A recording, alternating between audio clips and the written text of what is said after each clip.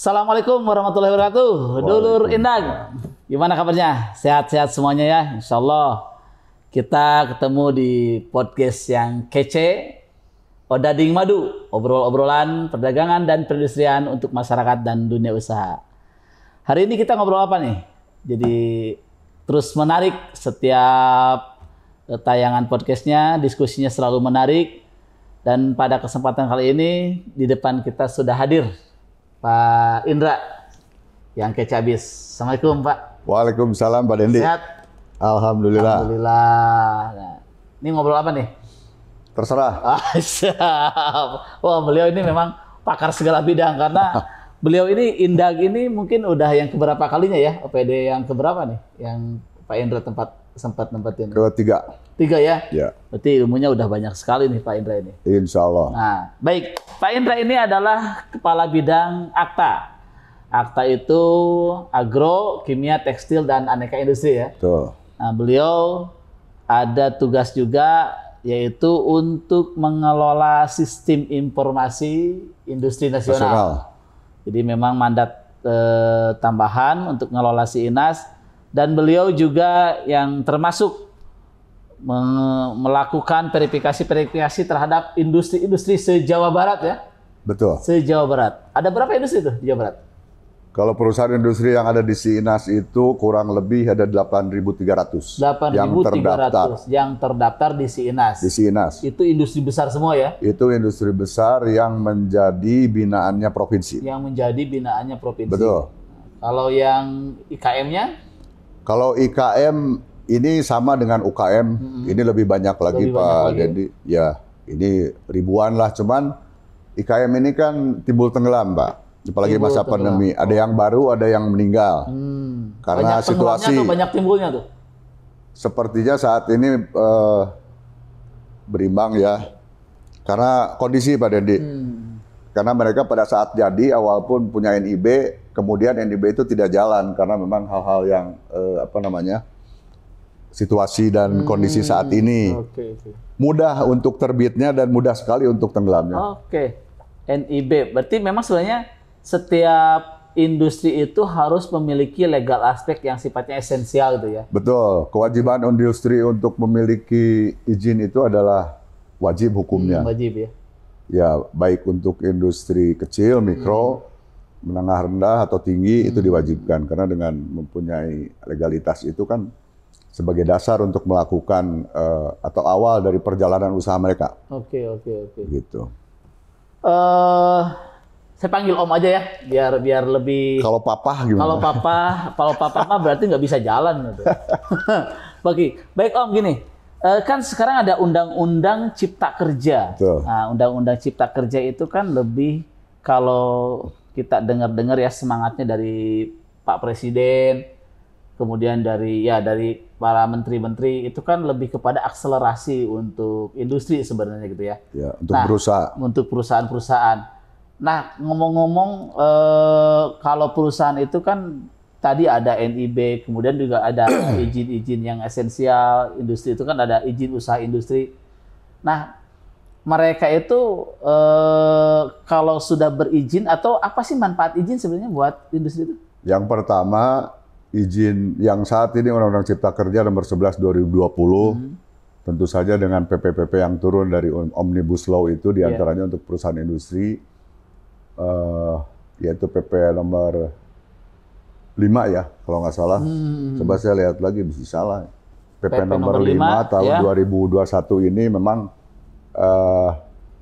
semua perusahaan industri, baik kecil, menengah, atau tinggi harus mempunyai izin. Kemudian perizinan itu dipermudah semua, hanya saja ini ada ranahnya kabupaten dan provinsi.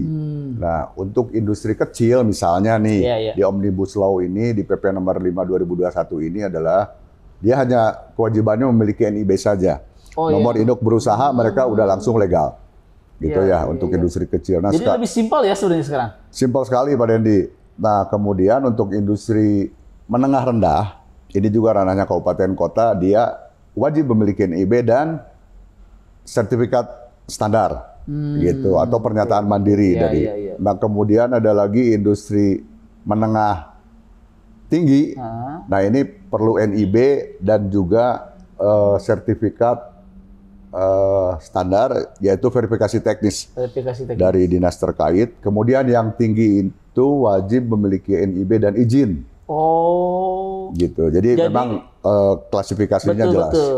Jadi di dalam peraturan pemerintah nomor 5 tahun 2021 itu pembagian izin itu berdasarkan dari skala risiko ya. Betul. Oh, jadi kalau risikonya rendah, dia cukup NIB saja. Cukup NIB saja. Kalau dulu kan melihatnya dari aspek bahwa wah ini kategori usaha menengah tetap harus ada izin Tapi lingkungan, tetap lokasi juga dan lain-lain kabupaten juga. kota ini di samping resiko juga nilai investasi. Oh, juga ada Dilihat nilai juga. investasi. Kalau waktu sebelum OSS RBA ini kan semua sekarang perizinan melalui OSS RBA, perubahan dari OSS 1.1 ini ke Omnibus Law ini. Di sini tidak hanya nilai investasi.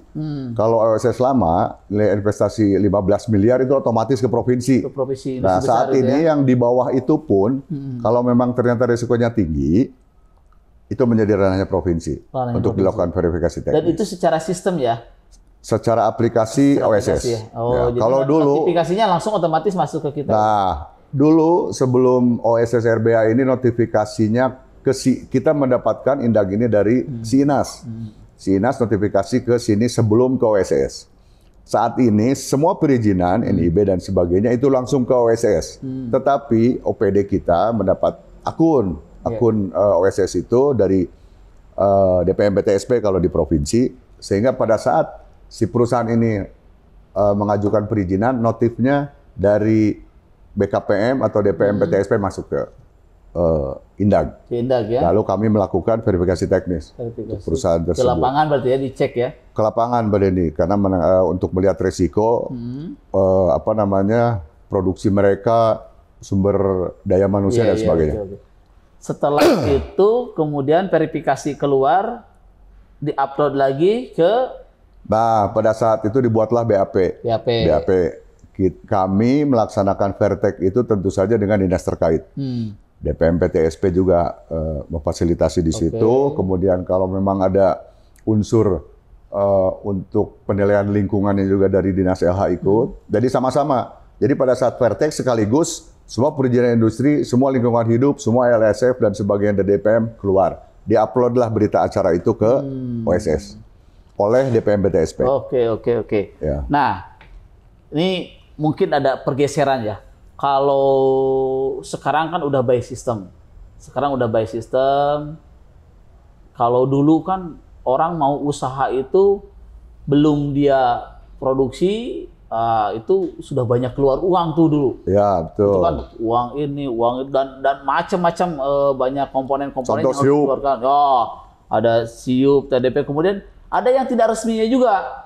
Nah, kalau sekarang nih perbedaannya ya, dulu dengan sekarang itu kalau secara aktual di lapangan sebenarnya itu menjadi kabar gembira nggak buat investor atau buat pengusaha gitu kan? Di satu sisi dengan adanya Undang-Undang 11 ini, yaitu Omnibus Law, ini tentu saja gairah untuk pengusaha. Ya, walaupun di sisi lain saat ini memang sedang terjadi dilema atau polemik untuk pemberlakuan Undang-Undang Cipta Kerja tersebut. Ya kan? Akan tetapi untuk perizinan dipermudah sama sekali. Simplifikasi ya? Ya, karena melalui satu sistem OSS.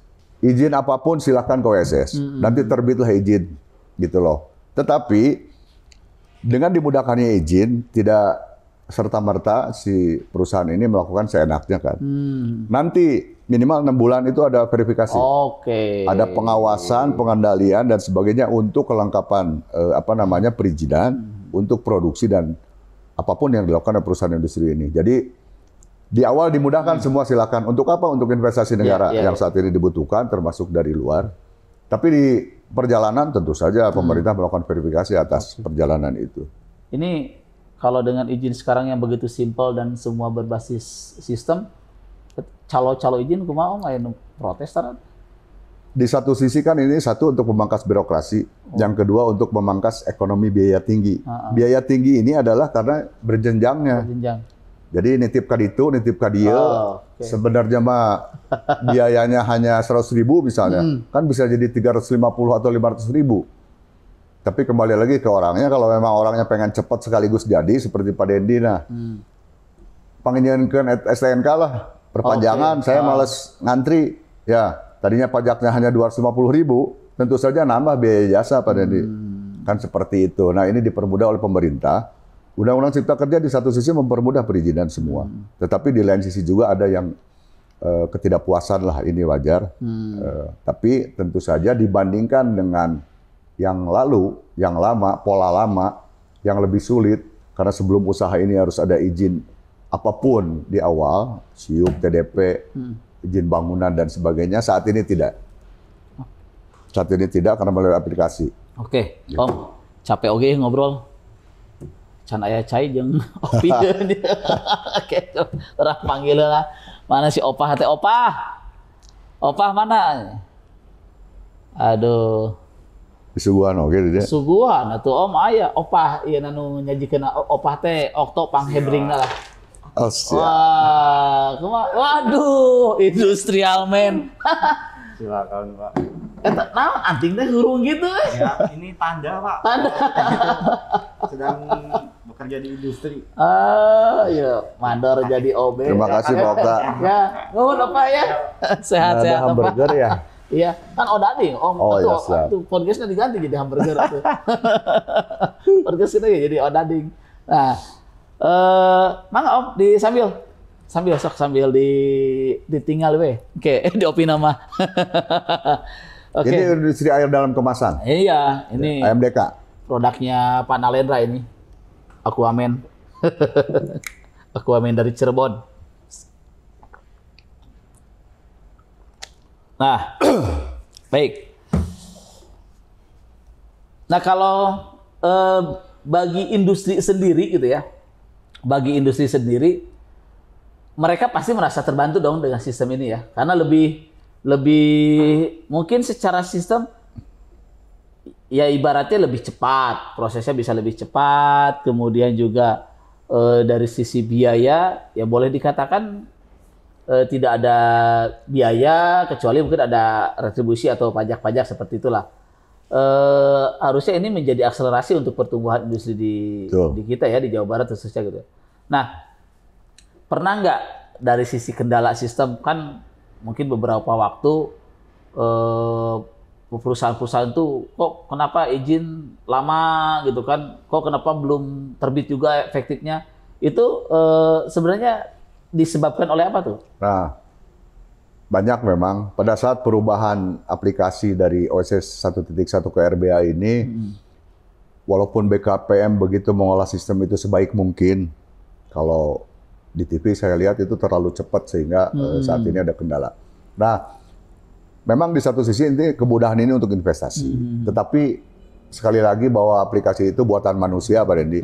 Nah, banyak juga yang memang saat ini NIB ini dari pagi sampai pagi lagi orang masuk aplikasi itu nge-lag terus di satu sisi. Nah, itu contoh, itu sistem karena memang sedang perbaikan. Nah, kemudian yang sudah efektif yang dengan OSS lama ini pada saat ada alih fungsi ke RBA ini juga ada yang sudah tidak efektif lagi sehingga mereka mengajukan ulang ya? Mengajukan ulang.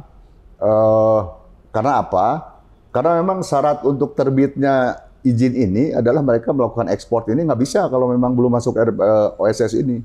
Nah, sedangkan yang asalnya sudah ada izin kok jadi begini lagi, di satu sisi ada. Karena aplikasi ini memang belum sempurna. Betul. Saya kalau menangani ini kurang lebih kemarin pengaduan ini ada berapa ya? 15 perusahaan lah. Pak, kok ini waktu itu kan sudah di-VT, kenapa ini lagi? Ya itulah kendala dari OSS. Di antaranya sistem gitu ya. Sistem. Ya. Karena pada saat mereka mau ekspor, contoh itu kendalanya banyaknya ke perusahaan yang ekspor. Pada saat ke bea cukai dicek belum masuk lagi.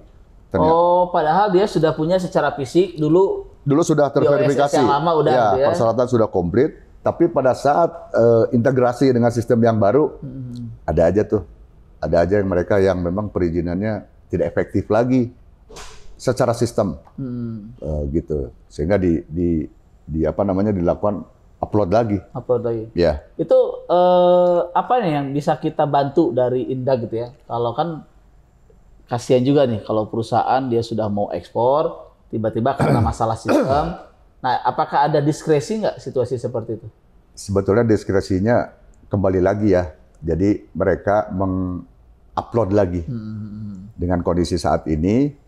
Kemudian kita melakukan berita acara lagi. Diskresinya mungkin kami tidak melakukan lagi ke lapangan untuk verifikasi teknis. Karena sudah diverifikasi karena dulu baru ya? beberapa bulan yang lalu kita verifikasi. Ya, betul. Jadi memang secara sistem itu ketika ada perubahan sistem, ya mau tidak mau ketika sistem ini terintegrasi dengan stakeholder yang lainnya, kita mungkin harus secara cepat ya melakukan adaptasi dengan sistem yang ada supaya usahanya itu berjalan dengan lancar. Satu lagi nih sistem ini ada kemarin saya di Tasik banyak yang mengajukan NIB, tentu saja dengan NIK KTP orang yang bersangkutan ini susah masuknya. Tapi diantaranya juga pada saat dilihat itu si KTP itu harus balik lagi ke Disduk Capil untuk diupdate. Jadi ada pada saat pembuatan KTP lama barangkali ke yang baru mereka izin usaha. Sehingga si KTP ini harus pokoknya diupdate lagi deh. Jadi barangkali teman-teman nanti mau mengajukan NIB, tetapi kok ngeling di situ masalah NIK, karena itu NIK itu satu-satunya kode yang memang melekat.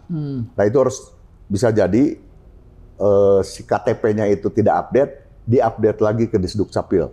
Itu banyak. Ada kejadian seperti itu. Banyak kejadian seperti itu ternyata dari NIK. Gitu. NIK yang tertera di KTP. NIK yang tertera di KTP. Dengan di sistem berbeda. Nah, perbedaan ini apakah mereka pada saat mengajukan KTP lama dan KTP elektronik atau apa saya kurang tahu. Tetapi kendala itu diantaranya harus update lagi KTP ke Disduk Capil untuk memasukkan ke NIB ini. Mungkin belum diupdate di aplikasi yang barunya. Ini kan si OSS ini ngeling, Pak Den.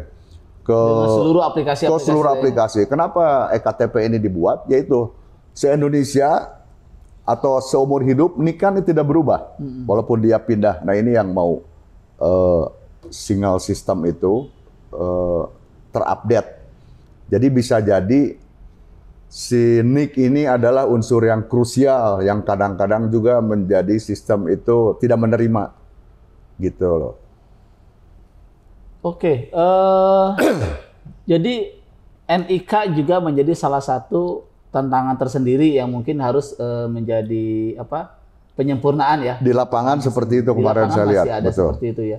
Dan ini juga menjadi catatan yang mungkin menjadi masukan-masukan nanti ke teman-teman stakeholder lain yang memang menjadi VIC di OSS ini supaya tidak menjadi kendala lah untuk investasi di Jawa Barat. Karena memang keinginan investasi Jawa Barat kelihatannya semakin tinggi gitu ya. Alhamdulillah kalau di Indonesia kan Jawa Barat nomor 2 ya. Di industri ya. Di industri ya. Ya. Karena industri Jawa Barat daripada Jawa Tengah, Jawa Timur kan lebih besar. Lebih besar ya. Terbukti kan sekarang apalagi nanti pelebaran ke Rebana. Nah, sekarang kalau dari Jakarta ke Bekasi, industrinya di Bekasi sudah jenuh lalu ke Cikarang, Cikarang jenuh lalu ke Subang kan nanti berlanjut. Dan karena dekat ke ibu kota, mungkin industri ini banyak di Jawa Barat. Iya, kayaknya akan di sini ya, karena infrastrukturnya juga lebih lengkap ya. Lebih mumpuni. Kita nanti akan ngobrol deh. Kayaknya Rebana menarik juga nih untuk diceritakan. Tapi Rebana nggak usah dibahas dulu, padahal nanti lain kali deh. Biar ini ya, biar penasaran, jadi lebih sesuatu yang lebih. Ya karena Rebana ini lebih menginikan ke kawasan, Pak Dendi. Di mana di kawasan itu ada industri besarnya, ada IKM-nya, jadi rantai pasoknya jelas. Ya, industri kecil bisa memasok ke industri besar. Jadi simbiosisnya di situ, ekosistemnya timbul. Baik. Sebelum dilanjut, mungkin ada pariwara dulu yang mau lewat. Baik, dulur Indag, untuk sementara kita rehat sejenak.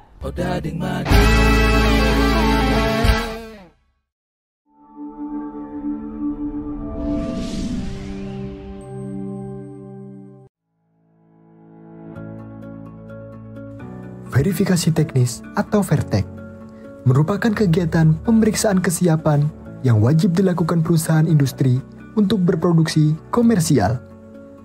Dengan menilai kelengkapan dan kesesuaian data industri untuk memenuhi persyaratan izin usaha industri. Verifikasi teknis dimulai dengan adanya notifikasi melalui OSS RB.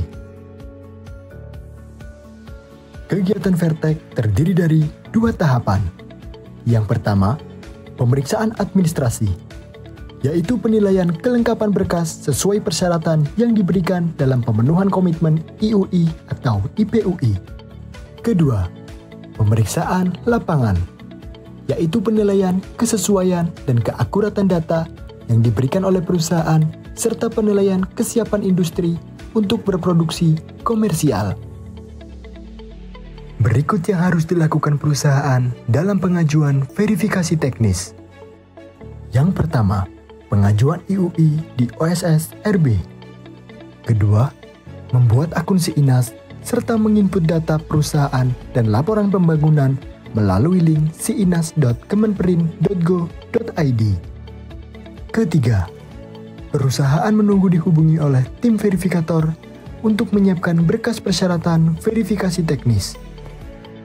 Keempat, menunggu pemeriksaan kelengkapan berkas dari verifikator.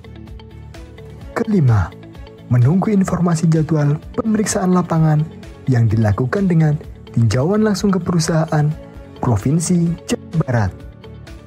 Keenam, menunggu hasil pemeriksaan oleh tim verifikator pada OSS RB. Dan yang terakhir, keefektifan izin usaha akan divalidasi oleh DPMP TSP.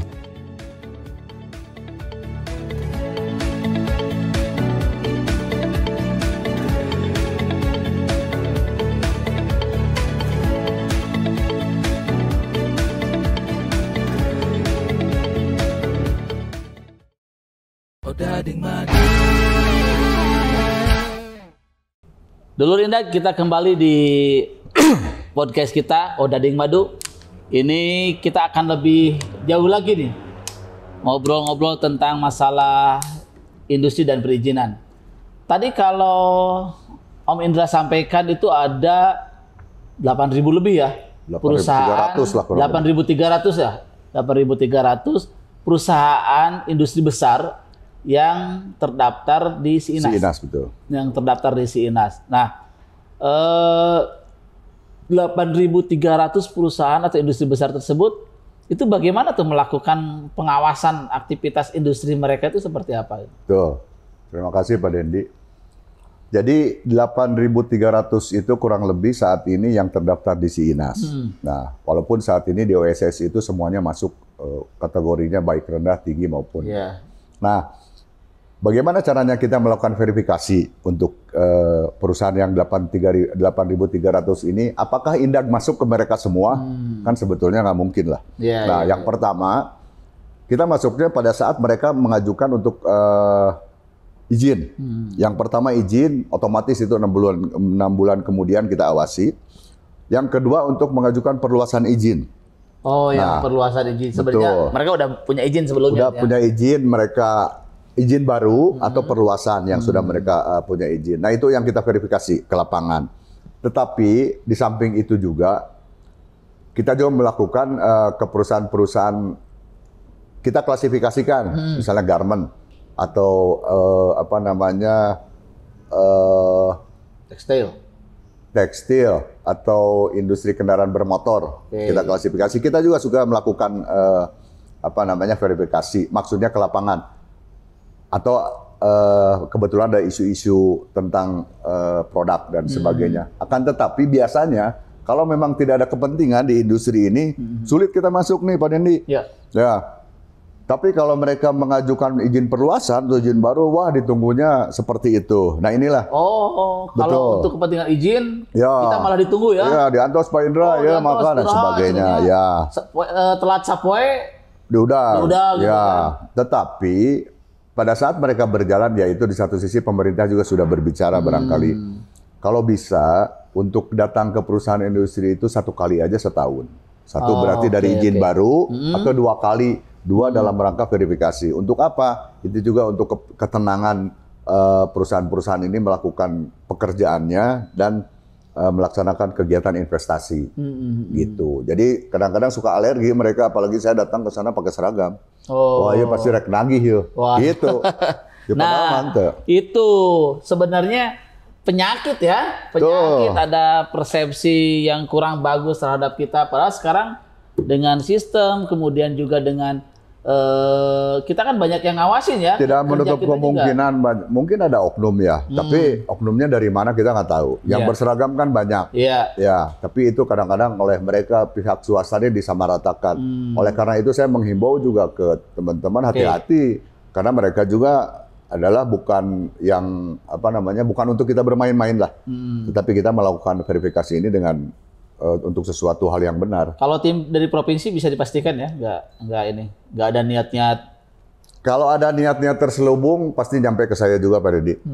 Karena setiap teman-teman kita mau ke lapangan itu saya bagi tugas dengan tim, kemudian dan saya juga tim dari DPM PTSP dari BKPM pasti ada laporan. Dan kami bekali cara-cara ke lapangannya seperti apa, dan ilmu-ilmunya juga harus dikuasai dulu. Betul. Bukan ke lapangan hanya melihat, oh produksinya gini, oh ini dicatat, tidak begitu. Dan pengawasan itu kan sebenarnya tuntutan undang-undang ya, undang-undang yang mengatur itu kan. Dengan adanya Undang-Undang Cipta Kerja ini, justru si izinnya dipermudah, silahkan izin apapun masuk. Izinnya dipermudah gitu ya. Tetapi nanti di pengawasan dan pengendaliannya lah yang lebih teknis. Sebenarnya lebih teknis itu ya. Ya itu janji pemerintahnya seperti itu. Ini terkait khusus pengawasannya akan ada tajuk tersendiri nanti nih. Kita akan bahas tersendiri masalah pengawasannya nih. Ya. Karena tapi buat para industri ya, teman-teman industri jangan merasa istilahnya itu. Jangan dulu ada berprasangka buruk lah kepada teman-teman di birokrasi. Jadi pengawasan itu sebenarnya lebih kepada sisi bagaimana nanti pemerintah membantu gitu ya. Pemerintah membantu ketika ada masalah di industri dan lain-lain itu kan lebih awal sudah diketahui. Jangan sampai masalahnya semakin besar, justru malah nanti pemerintah semakin sulit untuk menyelesaikan. Justru kita inginnya ada hubungan emosional ya. Karena kebetulan di OPD kita adalah Dinas Perindustrian dan Perdagangan. Jadi jangan sungkan lah. Kadang-kadang perusahaan industri mengundang atau gimana, kami suruh untuk ke kantor. Jadi biar tahu ini kantor kami ini di sini nih. Ini pelaksananya seperti ini nih, apa yang kita lakukan gitu loh. Jadi ente disah-sah mun ke lapangan teh susah Pak ini. Ulah waka ke manajer atau ke staf lu gitu. Ku satpam diusir. Jadi buka pantona kan gerbang agar deh. Saha ieu cenah teh. Oh, jauh-jauh. Kita buat surat tugas loh. Udah buat surat tugas. Kecuali ada yang kasus atau ada yang perlu. Itu mah gampang. Ditanya dulu, udah janjian belum? Bobogohan kudu janjian heula gitu. Itu. Si karek ngedet wae cenah. Oke. Nah, ini kan kalau di si Inas ya, pernah saya otak-atik itu industri kan suka melaporkan ya, dulu itu setiap 2 minggu sekali mereka melaporkan. Itu juga mungkin salah satu kontrol kita juga ya untuk dilihat gitu kan. Betul. Nah, sekarang kan ada laporan semesteran Pak Dendi. Laporan semesteran. Ya, laporan yang melalui si Inas itu ya. Melalui si Inas. Kemudian laporan IOMKI itu per tiap hari Sabtu itu. Berarti itu mah nggak diketahui seminggu satpam sekali. Ya? Nggak diketahui satpam ya? Itu mah aplikasi. Nah, di masa pandemi ini ada 2 laporan yang memang seminggu sekali, yaitu laporan IOMKI. Yang operasional, betul. Ini masih. Kalau waktu sebelum ini adalah terkait dengan esensial dan kritikal. Karena perusahaan industri ini sudah komitmen untuk melaksanakan pelaporan IOMKI untuk apapun yang dilaksanakan di industri itu, dan adanya aplikasi Peduli Lindungi, yaitu untuk memutus rantai COVID ini. Itu masih dilakukan. Betul. Apabila mereka tidak melaporkan, ini bisa dicabut loh izin usahanya. Iya, ini ada yang dicabut karena tidak melaporkan IOMKI. Si perusahaan jalan. Jadi mereka selama pandemi diizinkan untuk beroperasional gitu ya, dengan adanya IOMKI, tapi mereka harus laporan gitu kan? Laporan. IOMKI ini diterbitkan rata-rata di perusahaan itu sudah divaksin minimal 50% ya. Atau lebih minimal dari 50% ya sekali. Nah ini mengajukan untuk keluar IOMKI untuk apa? Untuk agar si perusahaan industri ini bisa operasional. Itu biar tetap jalan usahanya. Tuh.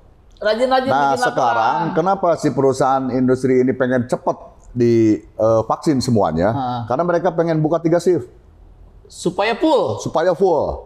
Gitu. Jadi pada saat kemarin kita gebiar nih, untuk vaksinasi di industri. Kami mereferensikan perusahaan-perusahaan mana ini sudah lebih cepat. Tapi di samping itu juga mereka pada saat ada gebiar di mana ikut, gebiar di mana datang mereka dari industri. Kenapa? Karena mereka ingin full buka. Supaya bisa operasional ya. Karena kan kalau mesin nggak jalan, kalau satu shift rusak Pak. Dan si karyawan kasihan juga. Tetap tinggi ya. Lebih tinggi. Lebih tinggi ya. Lebih tinggi. Tuh, ini sebenarnya pemerintah itu sudah memberikan banyak kemudahan.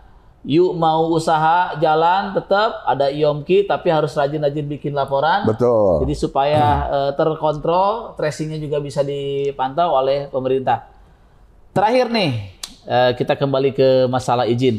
Kalau nanti masalah IOMKI, masalah usaha di pandemi kayaknya menjadi tajuk yang menarik, nanti akan kita bahas tersendiri. Tadi rebana, jangan-jangan mungkin minggu ini habis semua sama Om Indra nih bahasannya. Oh, enggak. Ada rebana, ada masih banyak kita bahasan. Industri di pandemi gitu kan.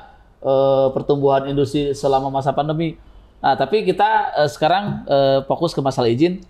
Sebenarnya apa sih manfaat izin buat si industri itu sendiri gitu kan? Nah, kembali lagi bahwa bapak-bapak, ibu-ibu, para pengusaha, baik IKM maupun industri besar, izin ini alangkah pentingnya. Ya, yang pertama tentu saja kita taat hukum, karena apapun usaha kita ada izinnya. Itu satu. Yang kedua, ini sebagai media promosi untuk perusahaan-perusahaan terdaftar kan suka diupdate oleh kita. Nah, ini juga bisa nge-link kemana-mana di perusahaan di mana. Kemudian juga untuk kepastian hukum, untuk perlindungan hukum. Jadi pada saat mereka ada izin, tentu saja pemerintah keberpihakan. Contohlah IKM sekarang. Ya, pada saat IKM itu terdaftar, mereka dapat stimulus dari pemerintah. 2.400.000. Kalau tidak terdaftar, dapat nggak? Kan nggak contoh. Untuk IKM misalnya. Benar. Tentu saja untuk perusahaan industri itu demikian.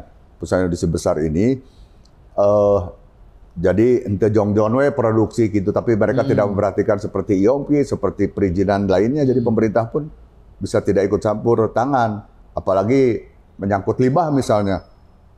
Tiba-tiba di Bandung perusahaan yang kita belum tahu kok jadi kasus dari limbah. Ya? Nah, itu perlindungan kitanya seperti apa ya? Gitu loh. Kita belum memantau. Jadi perizinan sekali lagi itu adalah yang mutlak, yang wajib. Ya. Gitu dan menguntungkan untuk setiap orang yang berusaha. Dan informasi terakhir untuk perizinan ini yaitu dalam arti yang terkecil ya, terendah NIB ya, nomor induk berusaha ini nanti akan diupayakan untuk dibuka NIB seluas-luasnya. Contoh mungkin tukang odading juga, odading oleh ini ada NIB nanti. Ya, ada bubur yang di Kosambi itu bubur apa? Bubur Kosambi welah. Di dekat Mang Oleh. Itu juga nanti harus ada NIB ya? Yang kecil-kecil mungkin warung-warung untuk apa? Biar terdata oleh pemerintah. Terdata oleh pemerintah. Ya. Dan ketika nanti ada stimulus atau ada bantuan itu pemerintah sudah bisa meletakkannya gitu ya. Itu janji pemerintah seperti itu. Jangan sampai ada bantuan baru ribut. Itu menang bantuan, orang kunaon itu. Contoh anak saya buka kopi di rumah karena pandemi kan biasanya di mobil mobiling. Karena terdaftar dapat bantuan. Walaupun si uang bantuan itu dia untuk produksi ya, membantu dibelikan HP. Kan hese budak banyak. Oke. Ya. Itu pentingnya izin yang disampaikan tadi oleh Om Indra. Kita saja kalau bekerja terlambat itu minta izin dulu ya.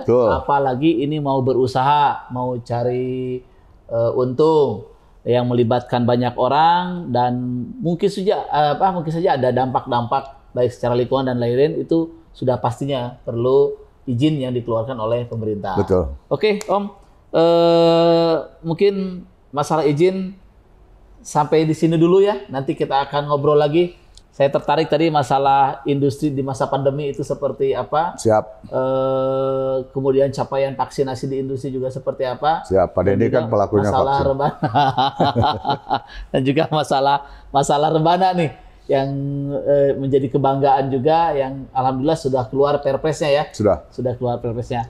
Baik, mungkin itu Dulur Indah obrolan kita tentang masalah perizinan di industri. Jadi pada prinsipnya setiap yang melakukan usaha itu wajib memiliki izin karena selain sebagai legal aspek juga sebagai perlindungan hukum juga biar bisa mendapatkan fasilitas-fasilitas lainnya juga dari pemerintah. Tong hariwang dina masalah izinku ayeuna mah insyaallah dengan OSS akan cepat teratasi, izin begitu cepat dan gratis ya. Gratis, izinnya itu free, gratis dan terdaftar juga nanti di SIINAS. Sehingga kami dari pemerintah bisa melakukan pengawasan secara maksimal. Pengawasan tujuannya untuk tadi salah satunya manajemen resikonya bisa diminimalisir dari awal gitu kan. Terima kasih Om. Sama-sama sekarang. Saya mau ke Bojong Soang, kebetulan ada yang minta Vertek. Oh, ya. Langsung aplikasi ya? Ya. Langsung implementasi nih? Langsung. Verifikasi teknis ya? Ya, seminggu bisa lebih dari 5, sekarang banyak sekarang. Seminggu yang bisa, mengajukan. Oh ini udah mulai bangkit lagi berarti ya? Industri di Jawa Barat. Oke, sukses Om Indra. Sampai Pak Dendi. Terima kasih.